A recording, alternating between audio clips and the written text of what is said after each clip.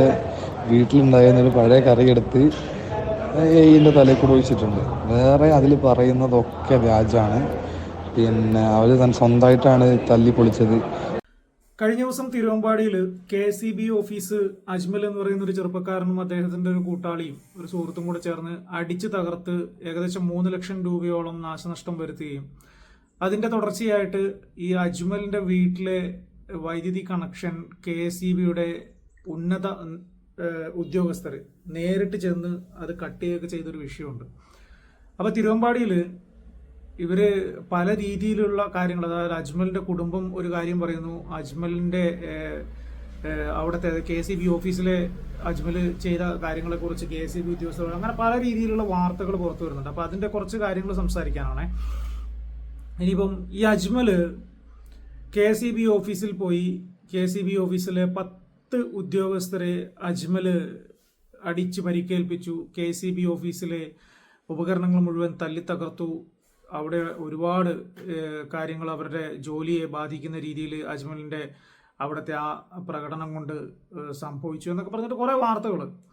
അപ്പോൾ ഇതിൽ ഞാൻ മനസ്സിലാക്കിയ കുറച്ച് കാര്യങ്ങൾ എന്ന് വെച്ച് കഴിഞ്ഞാൽ അജ്മലിന്റെ വീട്ടിൽ, അജ്മലിന്റെ പേരിലല്ല കണക്ഷൻ, അജ്മലിന്റെ വാപ്പയുടെ പേരിലാണ്. അജ്മലിന്റെ വീട്ടിൽ വൈദ്യുതി ബില്ലുമായി ബന്ധപ്പെട്ടിട്ട് വൈദ്യുതി ബില്ല് അടച്ചിട്ടില്ല. അപ്പം അങ്ങനെ അവര് ഫ്യൂസ് കട്ട് ചെയ്യാൻ വരുമല്ലോ. അപ്പം വൈദ്യുതി ബില്ല് കിട്ടിക്കഴിഞ്ഞ് ഇത്ര നാളുകൾക്ക് ശേഷം അതും കഴിഞ്ഞ് ഡിസ്കണക്ഷൻ ഡേറ്റും കഴിഞ്ഞിട്ട് ഒരു 1-2 ദിവസം കൂടെ കഴിഞ്ഞിട്ടൊക്കെ സാധാരണഗതിയിൽ ഫ്യൂസ് ഊരാൻ വരുള്ളൂ. അങ്ങനെ ഊരാൻ വന്ന സമയത്ത് അജ്മലിന്റെ വീട്ടിലൊരു ഇഷ്യൂ ഉണ്ടായി. അവർ ലൈൻമാനെ ചീത്ത വിളിച്ചു. അപ്പോൾ ലൈൻമാനെ ചീത്ത വിളിച്ചതിൻ്റെ പേരിൽ ഒരു ചെറിയ അങ്ങോട്ടും ഇങ്ങോട്ടും വാക്തർക്കം ഉണ്ടായി. അതിനുശേഷം അജ്മൽ ഓഫീസിലേക്ക് വന്ന അജ്മൽ വീട്ടിൽ നിന്നും എന്തോ ഭക്ഷണാവശിഷ്ടം കൊണ്ടാണ് വന്നത്. അപ്പോൾ അവിടെ ഉണ്ടായിരുന്ന ഉൾപ്പെടെയുള്ള അവരുടെ ദേഹത്തൊഴിച്ചു. പിന്നീട് അജ്മൽ അവിടെയുള്ള കമ്പ്യൂട്ടർ ഉൾപ്പെടെയുള്ള എല്ലാ സാധനങ്ങളും അടിച്ചു തകർത്തു എന്നതാണ് അജ്മലിനെതിരെയുള്ള KCBയുടെ ആരോപണം. അപ്പോൾ ഈ സംഭവം നടന്നതിൻ്റെ തൊട്ട് പിന്നാലെ എന്ത് ചെയ്തു എന്ന് വെച്ച് കഴിഞ്ഞാൽ ആ വീട്ടിലേക്കുള്ള വൈദ്യുതി പൂർണ്ണമായിട്ടും കട്ട് ചെയ്യാൻ KCBയുടെ MD ബിജു പ്രഭാകർ നിർദ്ദേശം കൊടുത്തു. സ്വാഭാവികമായിട്ടും ഒരു ഓഫീസിനകത്ത് വന്ന് ആളുടെ ആ ഓഫീസിന്റെ പ്രവർത്തനത്തെ മുഴുവൻ തകരാറിലാക്കുന്ന വിധത്തിൽ ഒരു നീക്കം ഒരു വ്യക്തിയുടെ ഭാഗത്തു നിന്നുണ്ടായ അയാൾക്കെതിരെയുള്ള നടപടികളുണ്ടാവും. പോലീസ് കേസ് വേറെ. ഇതിപ്പോൾ KCB ആയതുകൊണ്ട് KCB എന്ത് ചെയ്തെന്ന് വെച്ച് കഴിഞ്ഞാൽ പഴയ KCB അല്ല ഇപ്പോഴത്തേത്. കിട്ടിയ തിരിച്ച് അങ്ങോട്ട് 10 മടങ്ങ് കൊടുക്കുന്നത്. കാരണം നമുക്കറിയാം MVD ആയിട്ടുള്ള MVD KCBയുടെ വണ്ടി പിടിക്കുന്നു, MVD ഓഫീസിലെ ഫ്യൂസ് KCB വരുന്നു. അങ്ങനെ ഇടക്കാലത്ത് അങ്ങനെ കുറേ പ്രശ്നങ്ങളുണ്ടായിരുന്നു. അപ്പോൾ അത് മുഴുവൻ അങ്ങ് കട്ട് ചെയ്ത് കളയാൻ വേണ്ടിയിട്ട് ബിജു പ്രഭാകർ MD തന്നെ അങ്ങ് നിർദ്ദേശം കൊടുത്തു. ഇനിയിപ്പോൾ എന്താ സംഭവം എന്ന് വെച്ച് കഴിഞ്ഞാൽ ഈ KCB ഓഫീസിലെ അജ്മൽ വരുത്തിയ നാശനഷ്ടം മുഴുവൻ ഈടാക്കിയതിന് ശേഷം മാത്രമേ ഇനി KCB വൈദ്യുതി കണക്ഷൻ കൊടുക്കൂ എന്നാണ് പറഞ്ഞത്. അപ്പോൾ അതിനിടയിൽ അജ്മൽ എന്താണ് സംഭവിച്ചത് എന്നതിനെ കുറിച്ച് സംസാരിക്കേണ്ടത്, അതൊന്ന് കേൾക്കാം. ആക്ച്വലി ഞാൻ അവിടെ ചെയ്തിട്ടുള്ളത് ഒരു അധിക ബില്ലിൻ്റെ പേരിൽ സംസാരം വന്നതിൽ ഒരു പ്രതിഷേധം ഉണ്ടായിട്ട് ഞാൻ എൻ്റെ വീട്ടിലുണ്ടായിരുന്നൊരു പഴയ കറി എടുത്ത് എയ്യിൻ്റെ തലയിൽ കൂടെ ഒഴിച്ചിട്ടുണ്ട്.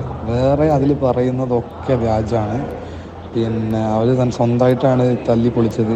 അതിൽ അനിയനെ KCB ഡ്രൈവർ ടേബിളിൻ്റെ ടോപ്പിലിരുന്ന ഗ്ലാസ് എടുത്ത് തല്ലി പൊളിച്ചത്, തല്ലി ഇവൻ്റെ അനിയൻ്റെ ബാക്കിൽ ഇടിച്ചിട്ടാണ് പൊളിച്ചത്.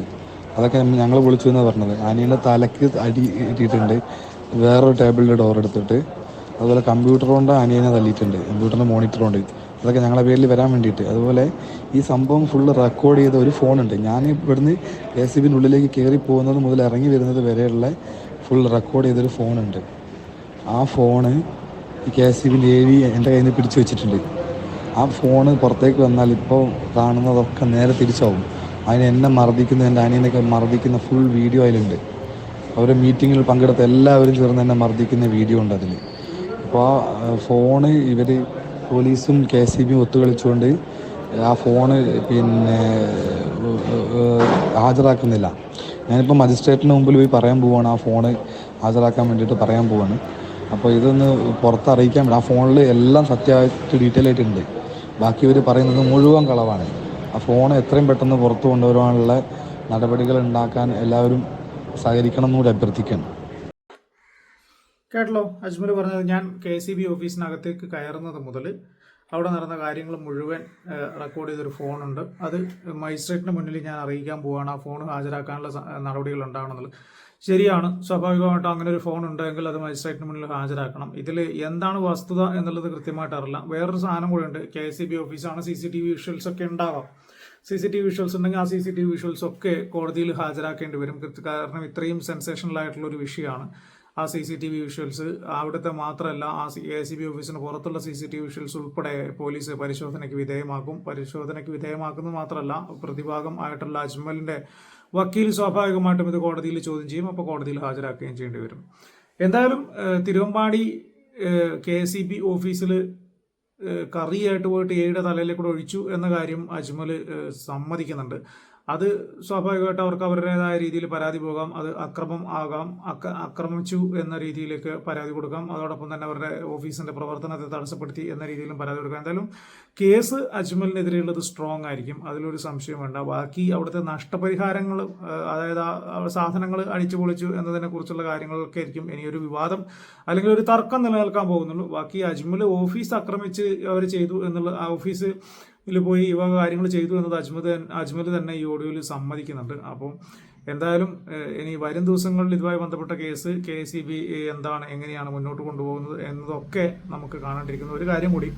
KSEB ഈ സാധാരണക്കാരുടെ നിന്ന് മാത്രം പൈസ പിരിക്കാൻ വേണ്ടി ഇത്ര ആർജവം കാണിച്ചാൽ പോരാ. KSEBയിൽ ഇപ്പോഴും പണം അടക്കാതെ, കണക്ഷൻ ഡിസ്കണക്ട് ചെയ്യാതെ ആയിരക്കണക്കിന് സ്ഥാപനങ്ങളും രാഷ്ട്രീയ പാർട്ടികളുടെ ഓഫീസുകളും ഒക്കെ ഇവിടെ കേരളത്തിലുണ്ട് എന്നത് മനസ്സിലാക്കുക. അതുകൂടി ഒന്ന് പിരിച്ചെടുത്ത് സംസ്ഥാന സർക്കാരിന്റെ ബാധ്യത ഒഴിവാക്കാനുള്ള, അല്ലെങ്കിൽ കടബാധ്യതയിൽ നിന്ന് സംസ്ഥാന സർക്കാരിന് ഒരു ആശ്വാസം നൽകാനുള്ള ബാധ്യത KSEBക്ക് ഉണ്ട് എന്നതുകൂടി മനസ്സിലാക്കുക. അങ്ങനെയും കൂടെ ഒന്ന് ചെയ്തു കഴിഞ്ഞാൽ ഗംഭീരമായിരിക്കും.